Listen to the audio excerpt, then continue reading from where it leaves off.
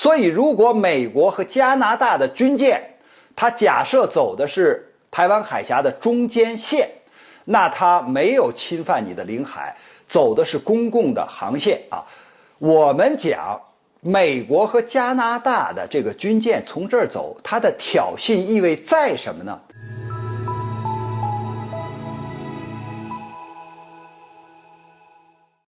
网友朋友大家好，我是曹卫东。最近呢，这个美国和加拿大的军舰穿航了台湾海峡。我们东部战区的新闻发言人讲得很明确，我们对这个美加的行动呢，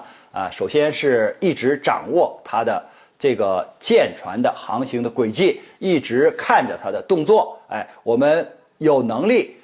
保卫自己的领海方向的这个安全，还有我们的主权。其实关于这个事儿呢，我要讲的呀，就是台湾海峡，一个是它的特点，就是台湾海峡你要从地图上看呢，北窄南宽，南边有多宽呢？400公里，北边有多窄呢？最窄的地方130公里。可是这样一条海峡，如果按照联合国海洋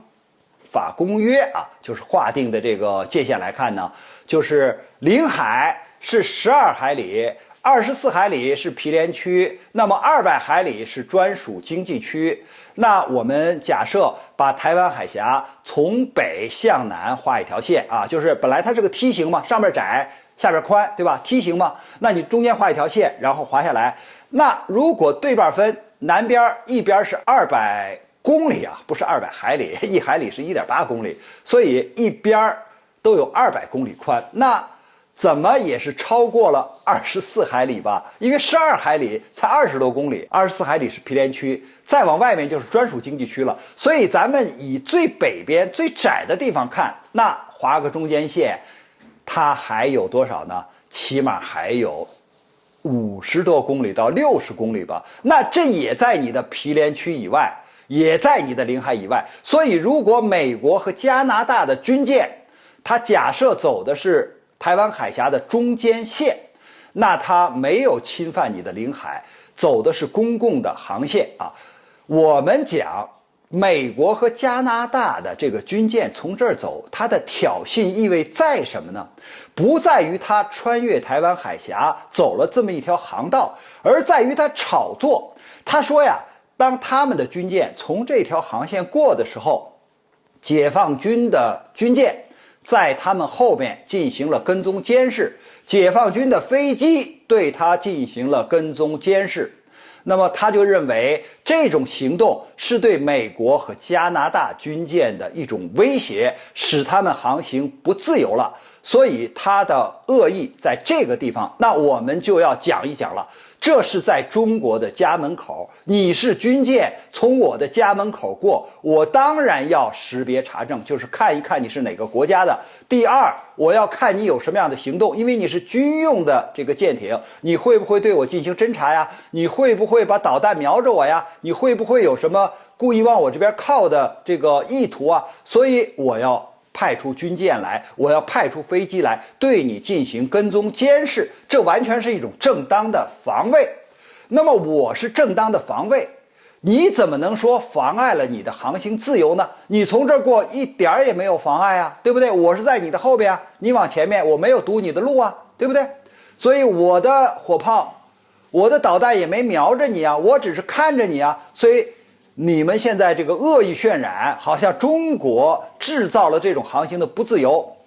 完全是一种恶意的攻击。所以我们看就是美国、加拿大的军舰穿过台湾海峡，它的行动就是不在于它的穿航，而在于它的这种渲染和这种恶意的攻击。所以我们关于这个问题一定要看得比较清楚就它的意图是什么，包括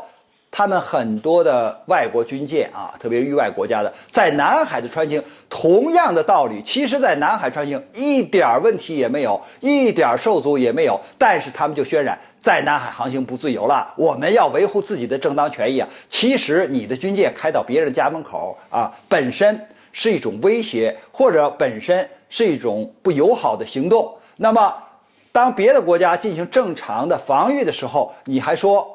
这个航行不自由，所以完全是恶意的攻击。所以今后啊，对于这样的这种行动，我们可以说不屑一顾，因为我们无论是西沙、东沙、南沙、中沙这些方向上，我们都可以很好的就是有跟踪监视的这些手段和能力，因为有飞机嘛，有雷达嘛，有舰艇嘛，对吧？都可以监视。我们也有足够的军事力量来保卫我们相关海域和海上方向安全的能力。所以这个我们新闻发言人就讲的非常明确，我们始终是监视着，而且我们有能力保卫我们的安全。所以对这些外界或者是媒体啊，什么一些炒作啊，又来了，怎么样了，你根本就不用担心，不屑一顾。你要是敢在我的家门口挑衅啊，咱们就拿美国的阿利伯克级导弹驱逐舰和加拿大的这个护卫舰来讲，你川航台湾岛就你们这2艘军舰，那还不够包馄饨馅儿，不要说当饺子馅儿啊，就是你要给我挑衅的话。所以大家根本就不用担心什么他们的这种作战能力搭了多少枚导弹，不屑一顾。关于这个话题呢，我们今天就聊到这儿，感谢大家关注本栏目，我们下期节目再见。